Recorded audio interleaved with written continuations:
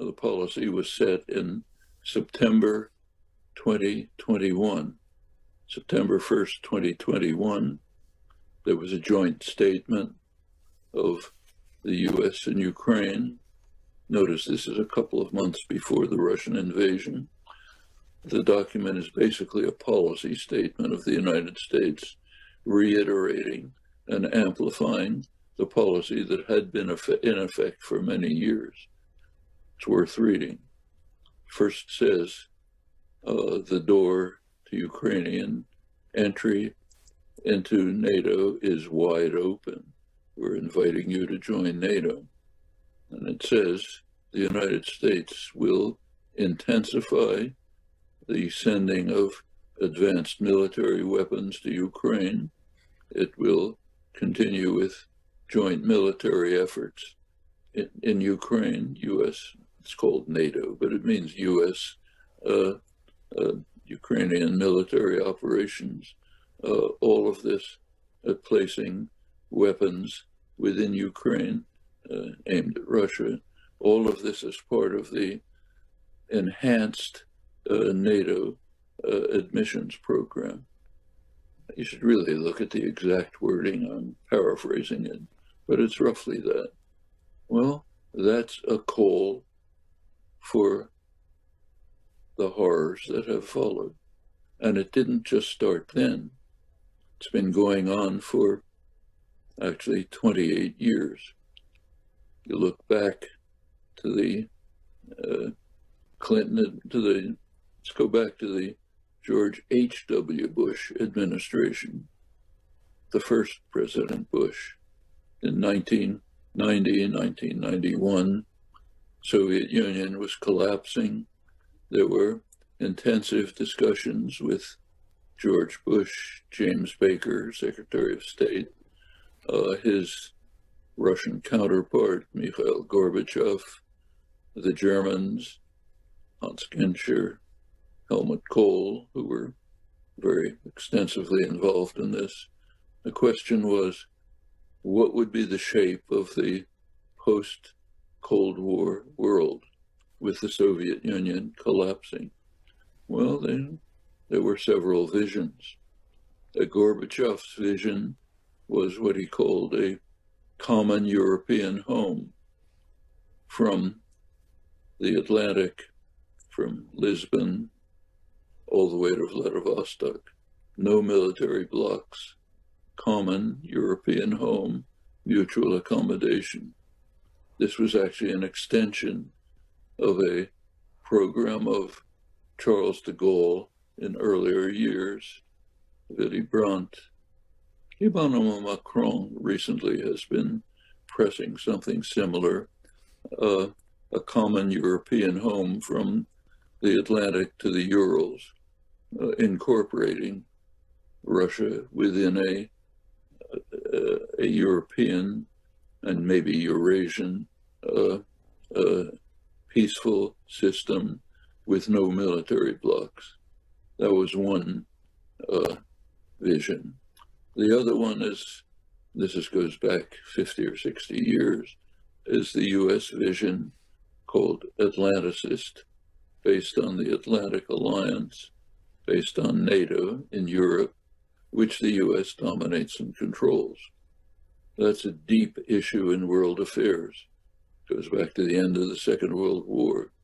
Will Europe be subordinated to the United States within the Atlanticist NATO framework, or will it move towards a European common home along the lines of de Gaulle, Willy Brandt's so-called Ostpolitik, Gorbachev's proposals in 1990?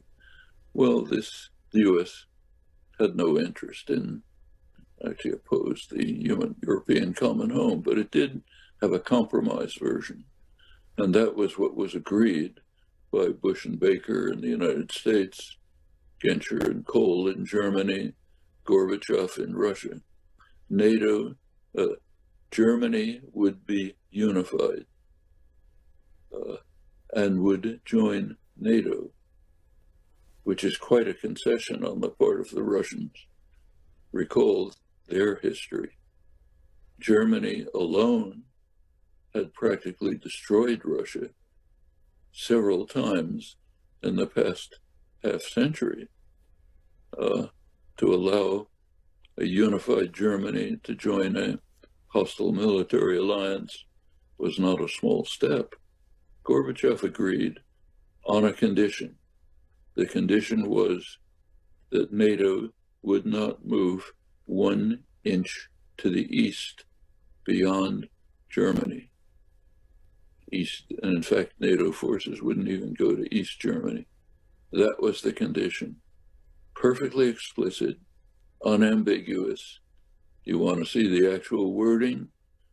Look it up in the online National Security Archives, Georgetown University, which have a record, an authoritative record of the official documents.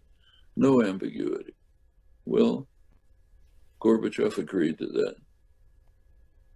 The Bush-Baker administration adhered to it. They adhered to it. Clinton came in a couple years later. The first few years of the Clinton administration, he also adhered to the agreement. By 1994, with his eye on domestic politics, minority voting groups, Polish voters, and so on, Clinton began to vacillate, began to offer some hints of the East European countries joining NATO.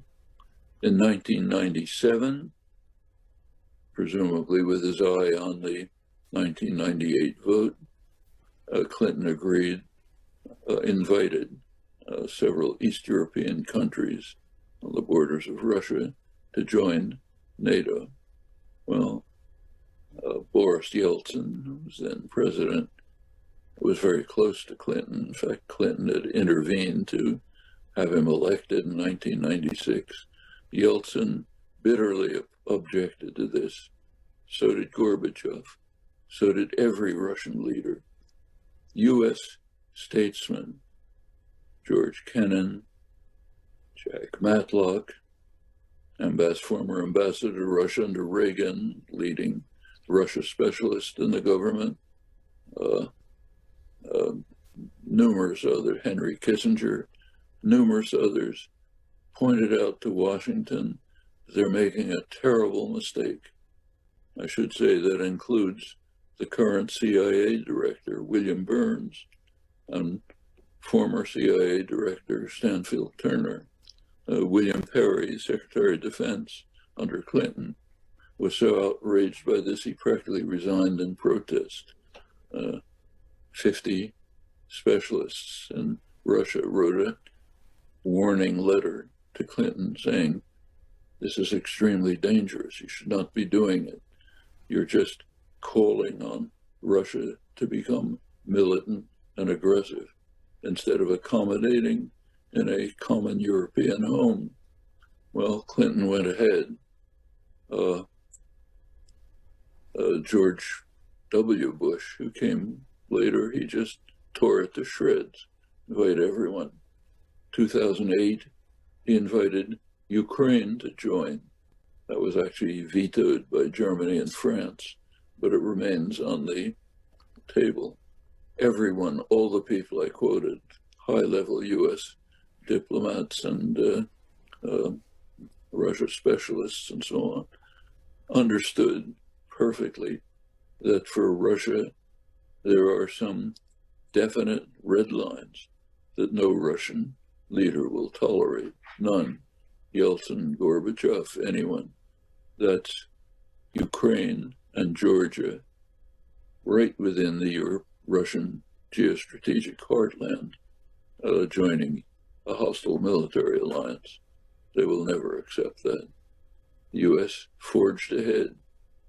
The September 2021 policy statement amplifies it, states it explicitly.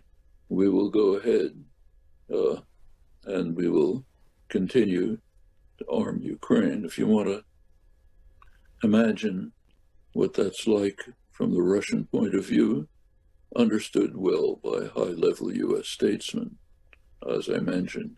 It's as if Mexico were to join a Chinese-run military alliance, carry out joint exercises with the Chinese army, place weapons in Mexico aimed at Washington. We wouldn't tolerate that for 1 second. It would never, not Mexico, not anywhere in Latin America. You can remember the Cuban Missile Crisis. Inconceivable. Notice that this is no infringement on the sovereignty of Mexico. Mexico is essentially neutral. It's not part of any military alliance. It has restrictions. It cannot do what I just described. It cannot join a Chinese-run military alliance, carry out military operations with the People's Liberation Army, get training and advanced weaponry from Chinese military experts, place weapons on the border aimed at Washington. Nobody bothers to say this. It's perfectly well understood.